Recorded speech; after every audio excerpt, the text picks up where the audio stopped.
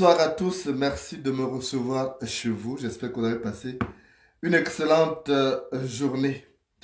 Un ministre d'Ali Bongo est soupçonné d'avoir sacrifié sa maîtresse, la femme avec laquelle, enfin parmi les femmes, parce qu'il a plusieurs maîtresses, mais l'une d'elles est décédée hier et tout de suite, c'est le ministre qui est mis à l'index. On le soupçonne d'avoir sacrifié sa maîtresse pour se maintenir lors du prochain remaniement ministériel, pour se maintenir dans la sphère décisionnelle de l'État. Le ministre en question est présenté comme quelqu'un qui a une grande appétence pour le fétichisme et ses beaux-parents le soupçonnent justement d'avoir sacrifié sa maîtresse pour essayer de garder son poste à l'intérieur du gouvernement dirigé par Rose Christiane Osuka Raponda. Ce qu'on sait de ce membre du gouvernement soupçonné à tort ou à raison, c'est qu'il est en rupture de banc avec le distributeur principal des strapotins, Ali Bongo. Ali Bongo qui ne serait pas du tout content de lui pour ses actes mafieux à l'intérieur du gouvernement.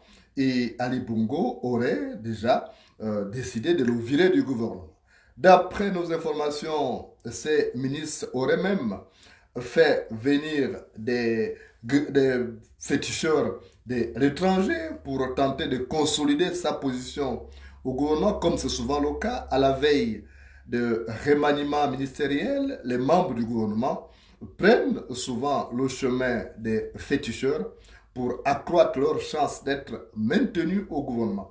Ceux qui aspirent justement à occuper aussi des fonctions dans la sphère nationale de l'État font recours à ces ngangas pour essayer de se fabriquer des amulettes destinées à leur donner les chances d'être nommés dans la sphère décisionnelle de l'État. En ce qui concerne ces ministres, d'après nos informations, ils vivaient avec la jeune dame, la dame, puisqu'elle était âgée d'une quarantaine d'années, elle était l'une des maîtresses attitrées de ce membre du gouvernement. Ces membres du gouvernement auraient plusieurs maîtresses comme ça, disséminées à travers la capitale gabonaise, à qui il construirait, enfin qu'il logerait dans les différentes villas qu'il aurait construites ces dernières années avec l'argent de la mafia, parce que ce ministre est soupçonné d'être parmi les grands détourneurs de fonds publics au Gabon, et à chaque fois qu'il appréciait une dame, il la logeait dans l'une de ces nombreuses villas disséminées à travers la capitale, et après, naturellement, lorsque tout tournait au vinaigre, il s'en débarrassait. Mais là, cette fois-ci, les choses se seraient passées autrement. Et avec la maîtresse qui serait décédée, apparemment, c'était le parfait amour qui s'effilait. Et on a du mal à croire un peu cette thèse, la thèse de sacrifice humain. Ce n'est pas aussi impossible dans ces pays que le Gabon, où les membres du gouvernement ont tendance à recourir au sacrifice humain lorsqu'ils ne trouvent pas des cibles ailleurs. Ils cherchent dans leur milieu immédiat, soit des neveux, des nièces ou alors des maîtresses. Je précise que ces membres du gouvernement est marié légalement à une autre femme, et celle qui est décédée n'était qu'une maîtresse parmi tant d'autres, mais les choses ne se seraient pas passées comme on l'attendait. Il avait été dit dans les milieux proches de la défunte que cette dernière était toujours au parfum de toutes les pratiques de ses membres du gouvernement, que ce soit l'importation des marabouts étrangers ou alors des virés chez des Nganga gabonais. Cette fille était presque présente et elle défendait bec et ongle son homme qui en retour lui proposait toutes les friandises pour essayer donc de conquérir sa confiance. Mais comment en est-on arrivé jusqu'à là?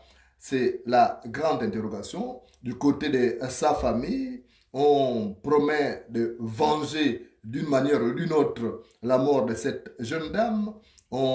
Certains parlent même de faire des chocs en retour pour que ces membres du gouvernement, s'il est véritablement responsable de la mort de cette jeune dame, qu'il puisse aller la rejoindre dans les cieux parce qu'ils estiment que sa vie ne valait pas, enfin du moins sa mort, qui aurait été commanditée par ces ministres-là, n'avait pas lieu d'être parce qu'ils vivaient depuis plusieurs années, ils se connaissaient, il n'y avait pas de raison donc de procéder de la sorte, quel que soit tout ce qu'ils proposaient à la belle famille. C'est aussi un message adressé à certaines jeunes femmes au Gabon qui sont connues pour leur appétence pour des relations avec des personnalités de la République. Elles sont nombreuses au Gabon comme ça, qui cherchent avec la torche indigène les ministres, les directeurs généraux et les conseillers des ministres pour essayer de se faire une place au soleil. Elles sont nombreuses donc à aller même voir les marabouts pour augmenter les chances d'être les partenaires de ces membres du gouvernement ou d'autres personnalités du pays, oubliant qu'il y a souvent un prix à payer. Elles sont nombreuses comme ça à avoir déjà payé un lourd tribut de leur appétence pour des relations avec des personnalités de la République, les personnalités qui sont déjà mariées, qu'ils les gardent uniquement pour des besoins passagers, des besoins physiologiques passagers. Et le moment venu, souvent, on constate que ces femmes-là terminent mal. Soit elles sont sacrifiées dans les crimes rituels, les assassinats avec prélèvement d'organes pompeux, comme on les appelle crimes rituels, ou alors il y a des maléfices qui envahissent leur corps et elles finissent toujours épaves lorsqu'elles sortent avec ces ministres. Je précise que le ministre qui est soupçonné ici ferait partie de la loge Panthère Noire de Meksa à Kombesi-Kani.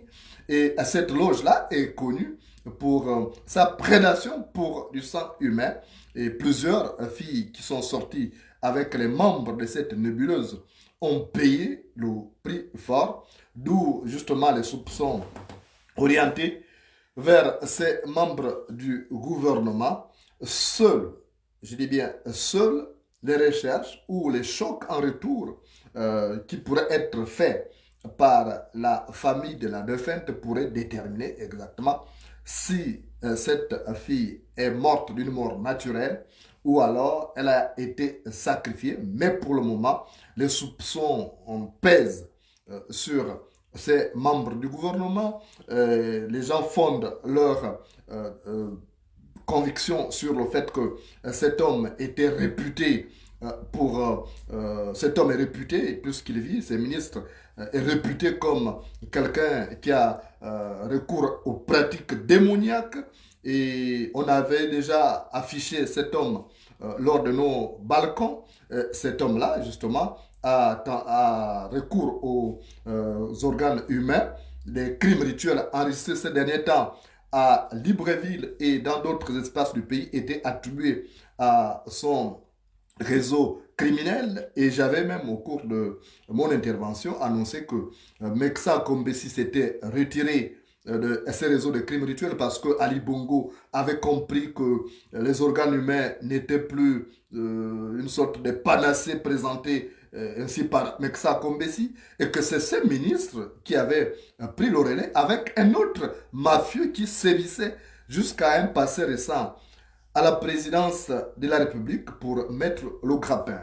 Au niveau du gouvernement, ces membres du gouvernement ont donc une position juteuse qui lui vaut aussi des inimitiés de tout genre, mais surtout des convoitises, parce que tout le monde aspirait à être à son poste, un poste présenté comme une mine d'or en raison de plusieurs marchés conclus souvent avec l'État gabonais, marchés qui transitent justement par le chef du département ministériel. Il faut donc redoubler de vigilance pour celles qui sont maîtresses de ces ministres. Sachez que le remaniement ministériel annoncé à grands coups de cymbales par les autorités gabonaises pourrait emporter beaucoup de ministres actuellement au gouvernement de Rose Christiane Osuka Raponda. Et ceux qui craignent justement de partir de cette sphère décisionnelle ont recours à tout, comme vous le savez. L'homme qui se noie s'accroche à tout, même à un serpent. Alors, vaut mieux être avec vos hommes qui n'ont encore rien, qui cherchent à se construire, que d'être avec des personnes déjà riches, dont la richesse surtout pose problème par rapport à sa provenance. Parce que naturellement, ça finit mal, ça finit par des sacrifices humains, sauf si vous avez choisi de vivre bien et de mourir très jeune. La preuve, cette jeune dame est partie très tôt, âgée à peine de la quarantaine. Elle a tiré sa révérence hier et tout ce qui peut être dit ne pourra pas la ramener à la vie, qu'elle soit morte naturellement ou sacrifiée par ses ministres, c'est qu'elle est déjà partie. Cela doit servir d'exemple aux autres parce que si on poursuit la poule, le canard ne doit pas rigoler. Si on poursuit la poule, le canard ne doit pas rigoler.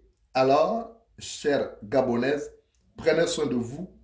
Attention, l'argent conduit au cimetière. Bonsoir.